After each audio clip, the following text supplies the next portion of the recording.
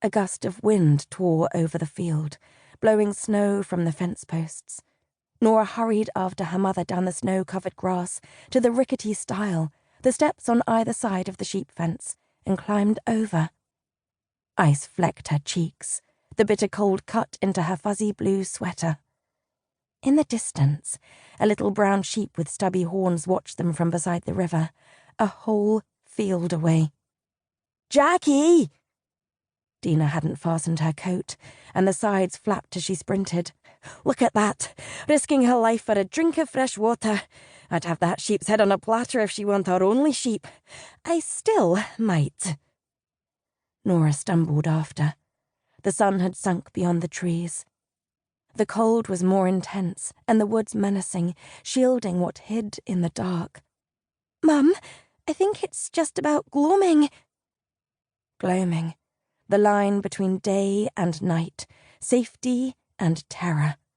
Everyone knew of the unseen beasts that lurked outside between gloaming and dawn. Everyone heard them scratching at doors and windows, kept off only by the special iron on the thresholds. Whenever Nora heard them, she'd burrow deep into the warmth of Dina's arms in the bed they had shared since Owen Kemp had died.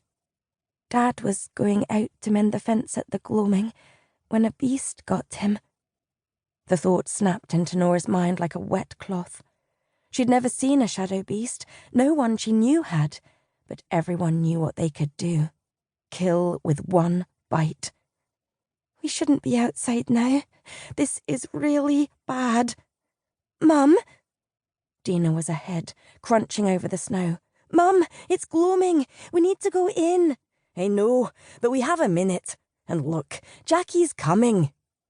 Dina held out her hand. "Here, sweet." The ewe stared at them, then broke into a gallop toward the river. "You piece of mutton.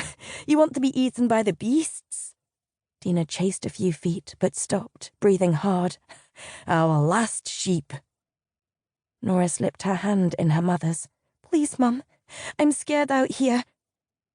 Dina's hand tightened. Together, they jogged up toward the little farmhouse. It waited at the top of the hill, lit by the oil lamp in the window.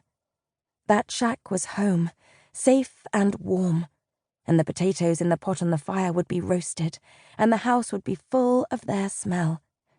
"You first," Dina pointed at the stile. Nora climbed the 2 wobbly steps. "I'm sorry for leaving the barn open." "We all make mistakes." The second step creaked as Dina followed. "And it's not your fault that Jackie's being a pain. She's lonely."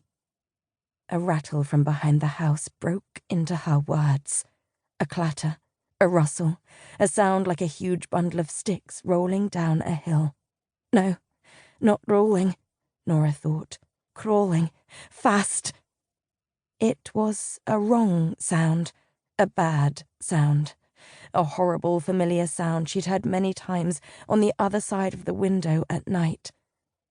Then Nora saw it, lit by the windows, stark against the snow between her and Dina and the house. A huge, hairy, sand-brown spider, big as a hay bale, with blood-red mandibles and 6 gleaming black eyes.